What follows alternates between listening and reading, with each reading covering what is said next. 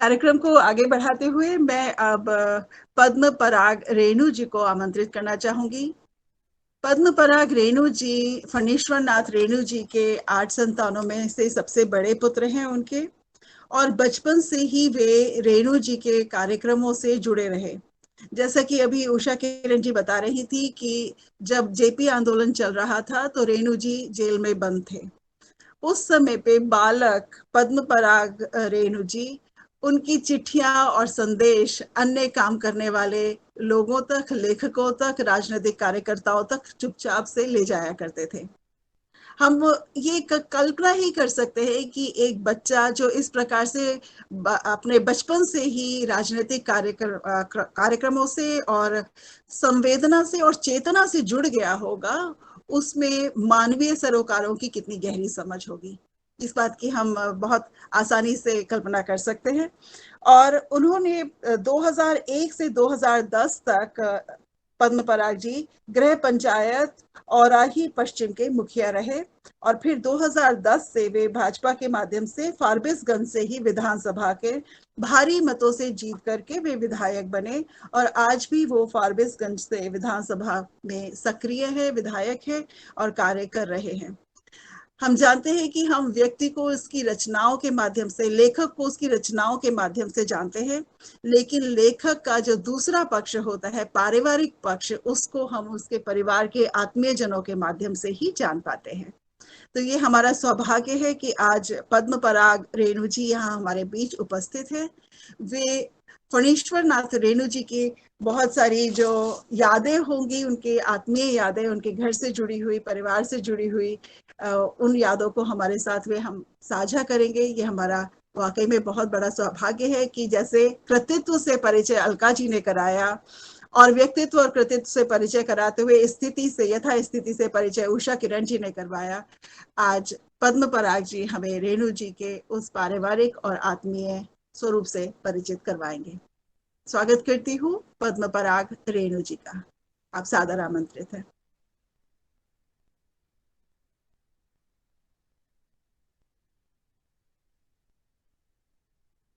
रेणु जी, अपना mic unmute कर लीजिएगा।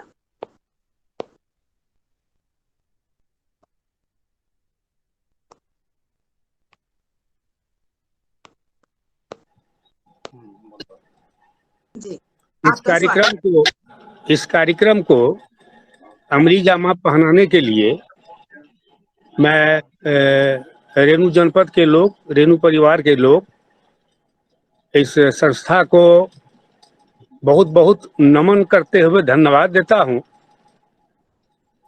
कि आपने ये कार्यक्रम का आयोजन कर, और मेरे जैसे साधारण, मैं विद्वान नहीं हूं, बस साधारण लोग हूं,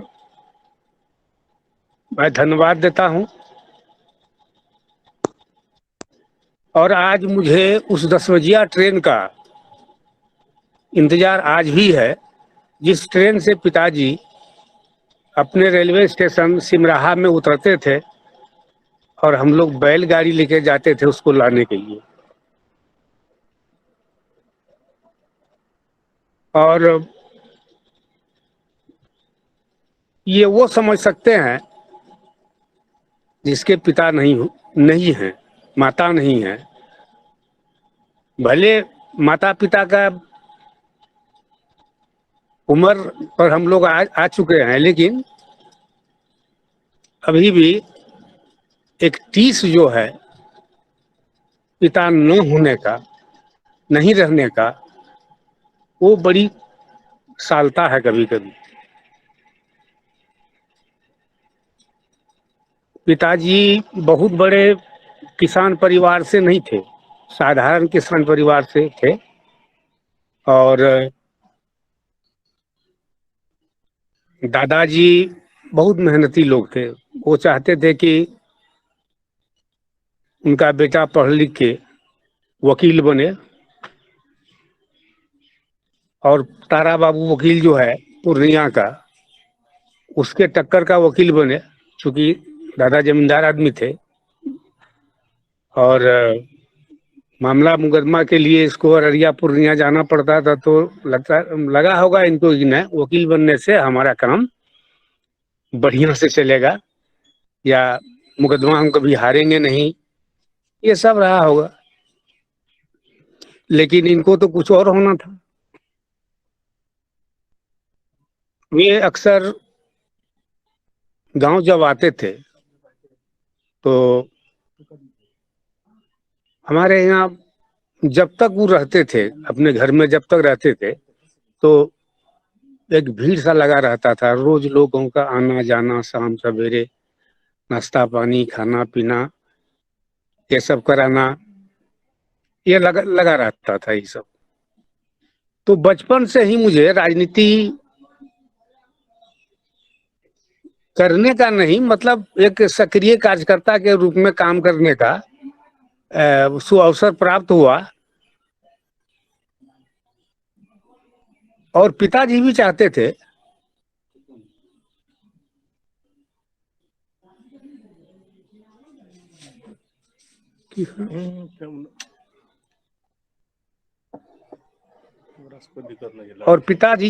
कि हम पढ़ लिख के कोई अच्छा जॉब में चला जाऊं, लेकिन वातावरण उस तरह का नहीं था हम लोगों का। अब आप ये सोच रहे होंगे कि आपसे बहुत पहले रेणु जी आए तो वातावरण के बिना ही इतने बड़े कैसे हो गए। तो वो उस समय का जो वातावरण रहा होगा वो बहुत शुद्ध, माने मांसाहारी नहीं, वो शाकाहारी रहा होगा। और खास करके नेपाल में इसका पठन पाठन ज्यादा हुआ। फिर काशी हिंदू विश्वविद्यालय चले गए,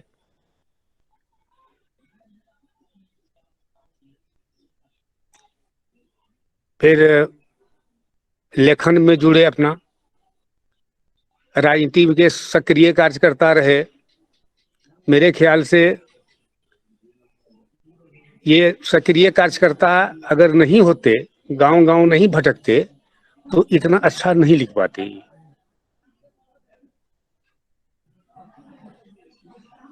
इन्होंने दर दर की ठोकरें खाई, इसलिए इतना अच्छा चीज लिख पाए।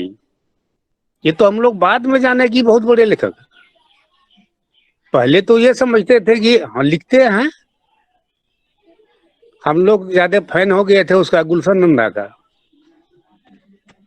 कि कोई भी उपन्यास लिखता था तो फिल्म बन जाती थी। और जब पिताजी एक दिन मेरे रूम में आके, दरवाजे पर ही रूम में हम लोग रहते थे, एक फुफेरा भाई भी रहता था, तो राजेश खन्ना, जितेंद्र, बबीता, इस सब का फोटो वोटो हम लोग लगा के रखते थे। राजेश खन्ना की एक फिल्म आई थी, पहली फिल्म थी शायद, क्या राज, उसका बहुत बड़ा सा तस्वीर था, वो लगा के हम लोग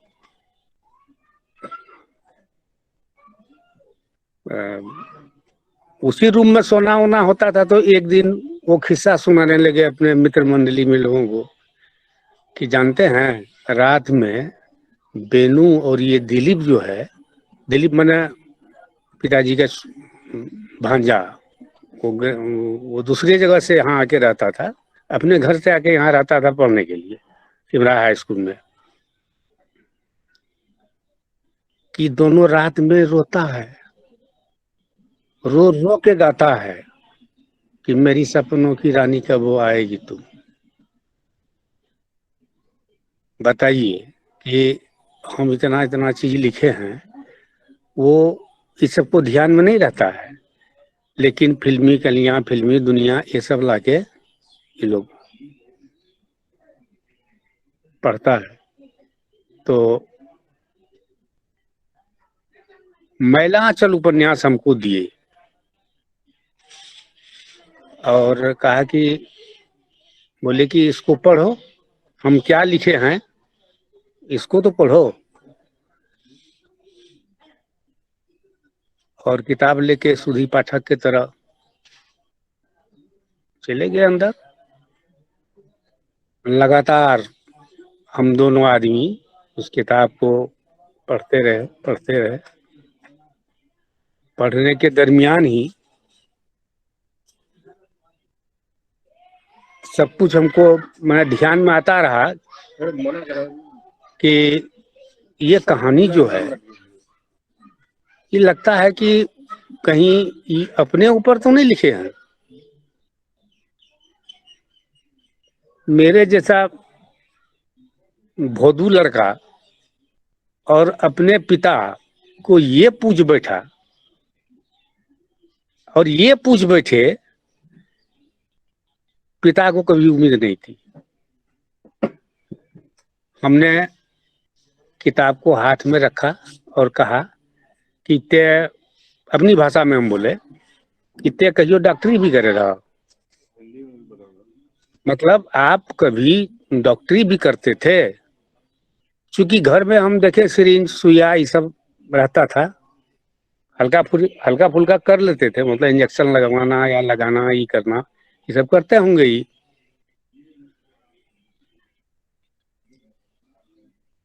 तो मेरे मुंह की तरफ देखने लगा और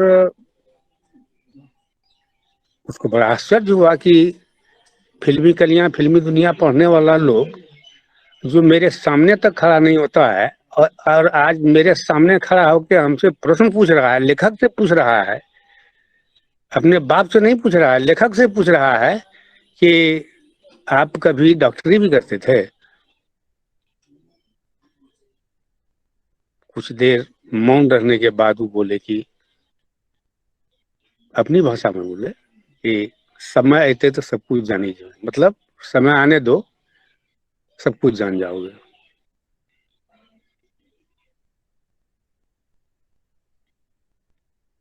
वो खेतीहर टाइप के लोग थे। खेती मतलब लरमा रहो गेहूं पहली बार करीब 5 एकड़ में लगाए हुए,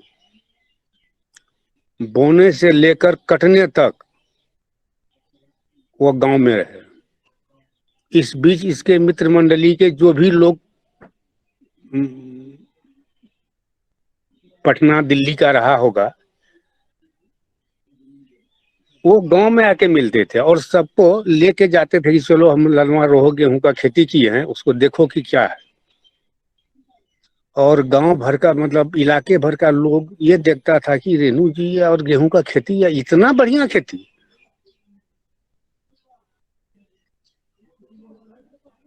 और फसल अच्छी हुई, समय साथ दिया, कोई ओलावृष्टि नहीं हुई। तो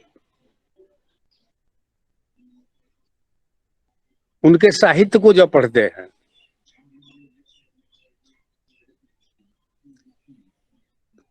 तो लगता है कि कभी समाजवादी का लड़का वो झोला कांख में लटका के चल रहे हूँ, कभी देखते हैं कि लाल छीटा वाला झोला कम्युनिस्ट वाला लटका के चल रहे हूँ।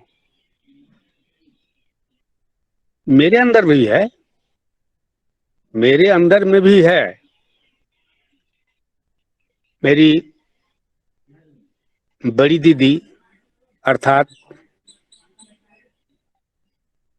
पिताजी की छोटी बहन श्रीमती उषा किरण खान जी ने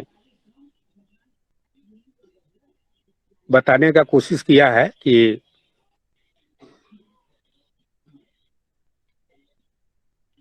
रेणु के नाम पर कुछ नहीं हुआ, लेकिन कुछ न कुछ हुआ है। वो प्रगति पर है।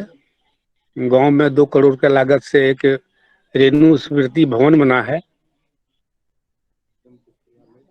उसमें म्यूजियम, पुस्तकालय सारा, मैंने इंटरनेट से, अतिथिशाला भी है, मतलब इंटरनेट से जुड़ा रहेगा।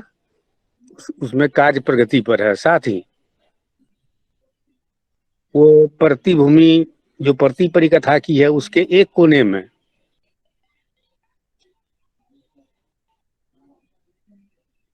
इंजीनियरिंग कॉलेज प्रगति पर है काम उसका। उसका नाम भी वो अररिया के सभा में फरवरी महीना में, सब संभवतः जनवरी में आए थे, 5 जनवरी को। तो उन्होंने घोषणा किया कि वो इंजीनियरिंग कॉलेज फणीश्वरनाथ रेणु के नाम पर होगा, और हो भी गया, बोर्ड वोर्ड भी लग गया है। कहीं न कहीं प्रयास किया गया है राज्य सरकार के द्वारा। पटना में जयप्रभा हॉस्पिटल के अपोजिट में रेणु जी की आदमकद प्रतिमा लगी हुई है। और फणीश्वरनाथ रेणु हिंदी भवन तो है ही, कुछ न कुछ हुआ है। लेकिन मैं ये राज्य सरकार से, भारत सरकार से ये कहना चाहूंगा कि ऐसे लेखक, ऐसे क्रांतिकारी योद्धा जो देश नहीं पड़ोसी देश नेपाल के लिए पीठ पर बंदूक ताने और एक आंख में ट्रांसमिशन रेडियो नेपाल का वो शंख ध्वनि करता हुआ अपने लोगों को मैसेज पहुंचाता हो, ऐसे सब लेखक के लिए, मतलब लेखक लेखक होता है, इसके परिजनों के लिए, परिवार के लिए, समाज के लिए बहुत कुछ करना चाहिए सरकार को। और लेकिन कहाँ देख रहे हैं, उदासीनता है। हम विधायक बने, मैं प्रसंग थोड़ा भटक तो नहीं गया हूँ, लेकिन उषा किरण खान जी के मैंने मुंहतोड़ जो जवाब देना है वो नहीं दे रहा हूँ, बल्कि उसको जानकारी नहीं होगी, इसलिए। अब बहुतों को जानकारी नहीं है इस बात का कि क्या हो रहा है, क्या बन रहा है, क्या नहीं हो रहा है। मैं मुखिया बनने के बाद जितना कुछ आता था पंचायत में लोगों के बीच देता था, दिलवाता था। फिर दोबारा मुखिया बने, इसके बाद प्रयास किए विधानसभा टिकट के लिए, टिकट भी मिल गया। और इसमें आदरणीय नीतीश कुमार जी बड़े भाई का बहुत अहम योगदान रहा, और मेरा टिकट भी कटा। इसलिए कटा कि हम एनडीए से अलग हो चुके थे नीतीश बाबू, लेकिन हमको उसी निगाह से देखा मैंने जा रहा था कि नहीं, ये नीतीश जी का आदमी है। वैसे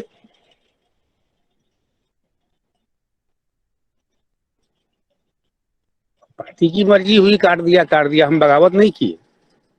हम चले गए नीतीश जी के पास, बोला कि आ जाइए घर। और जब मैं विधायक बना था तो कई लोगों ने हमसे पूछ दिया कि समाजवाद के आंगन में कमल का फूल। हम बोले कि मैं बताता था उसको कि वह भी गेरुआ कलर का होता है। असल में 1972 में पिताजी चुनाव लड़े थे नाव छाप से, और आजाद उम्मीदवार। आजकल निर्दलीय बोलता है लोग, तभी ज्यादा आजाद बोलता था। चुनाव चिन्ह रखे नाव। लोगों ने पूछा, खास करके सुधी पाठकों, उस टाइप के जो लोग हैं, ये नाव चुनाव चिन्ह क्यों लिया? क्या कि इसलिए लिए कि शेख मुजीबुर रहमान का मैं बहुत बड़ा फैन हूँ, और उन्होंने अपने चुनाव में अपना चुनाव चिन्ह रखा था नाव छाप। हम उसी से प्रभावित होकर नाव छाप चुनाव चिन्ह रखे। तो चुनाव के दौरान हुआ क्या कि तिकड़ी हो गया यहाँ। तीनों दोस्त, अपने फणीश्वरनाथ रेणु आजाद उम्मीदवार, स्वर्गीय सरजू मिश्रा जी कांग्रेस के उम्मीदवार, और क्रांतिकारी लखनलाल कपूर जी प्रजा सोशलिस्ट पार्टी का उम्मीदवार, बरगद साहब। और पिताजी चुनाव हार गए, 4,500 वोट लाके यह हार गए। तो उसी समय नाव जो पानी में डूबा, किनारे आके, उसी समय कमल का पंखुड़ी एक ठो गिर गया था उसमें, बीज। और जो 2010 में कमल के रूप में खिलाया। मैं यही जवाब देता था लोगों को जो ये पूछते थे कि समाजवाद के आंगन में कमल का फूल। तो रेणु की जो पीड़ा थी कि हम विधानसभा में जाके लोगों की बात को रखेंगे, और वो नहीं रख पाए, लेकिन कलम के माध्यम से विधानसभा क्या, लोकसभा क्या, विश्व सभा में अपनी मांग को रखे, लोगों की मांग को बतलाते रहे। मैं भी विधानसभा में जब चुन के गया तो एक दो मांग हम किए, बाद बाकी तो मानते गए। सड़क पुल पुलिया ये सब बना, काफी उन्नति हुआ। जहां हम 72 के चुनाव में गए थे वहां सड़क नहीं था, वो हम जब विधायक बने तो सड़क बनाई जाके, वहां पुल पुलिया बना दी।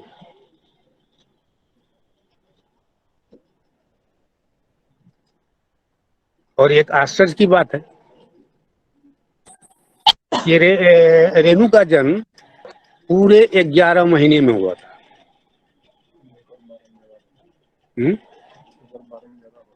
हाँ, पूरे 11 महीने में हुआ था।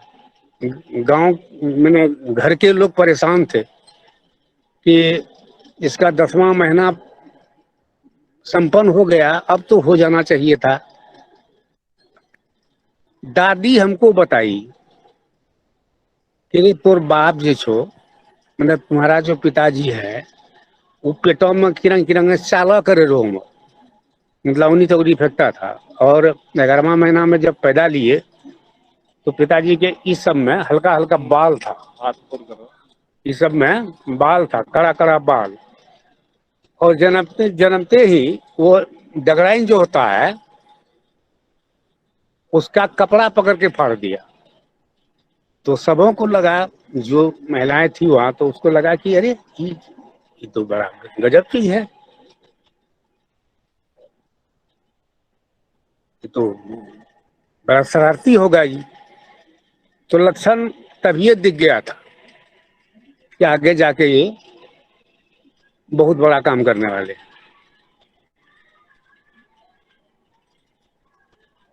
और किए भी, देश के लिए किए, विदेश के लिए किए।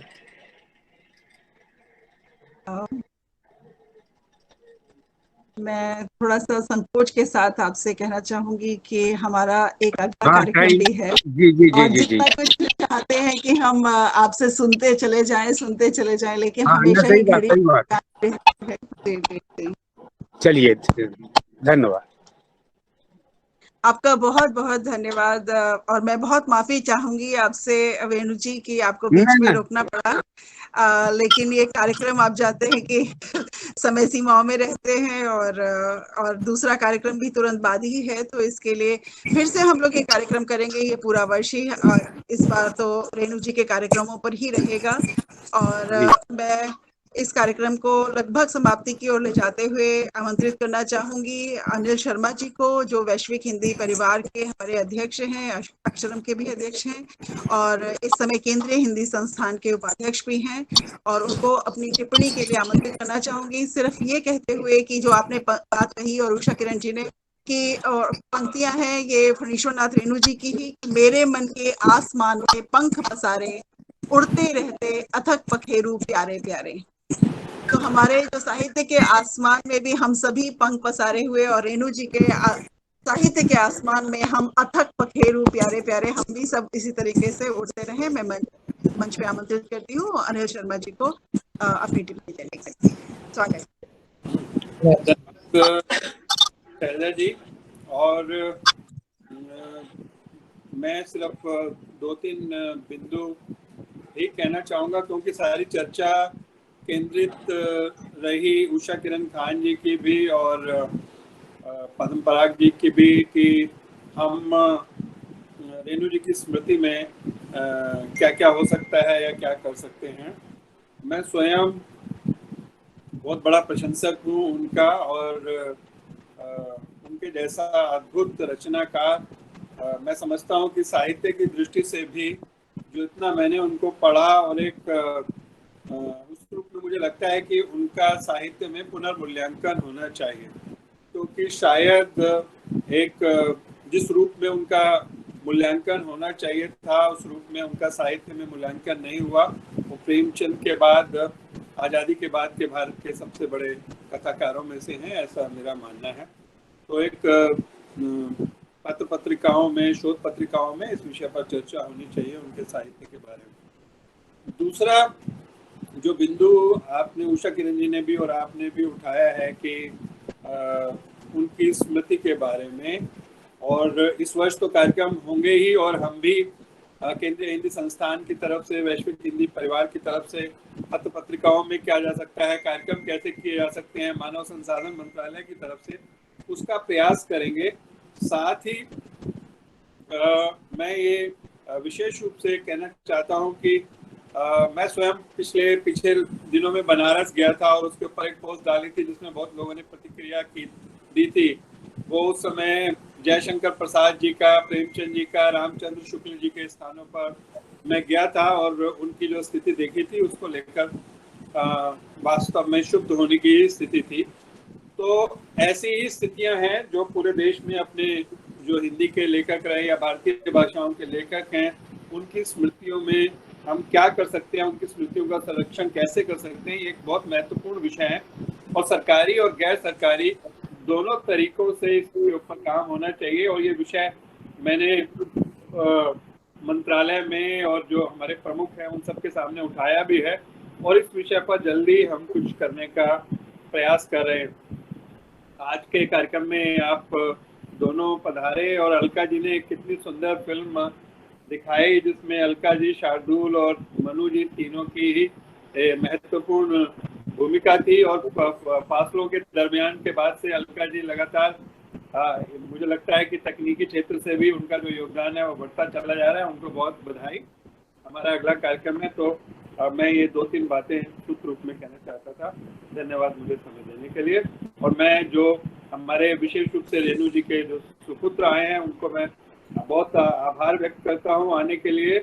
और मैं ये भी चाहूँगा कि जो जन्म शताब्दी के जो कार्यक्रम है उसमें उनका और उषा किरण जी का रहना होगा, जिससे कि उनके पारिवारिक जो स्मृतियाँ हैं और जो साहित्यिक स्मृतियाँ हैं उनको देश के कोने कोने में पहुँचाया जाए।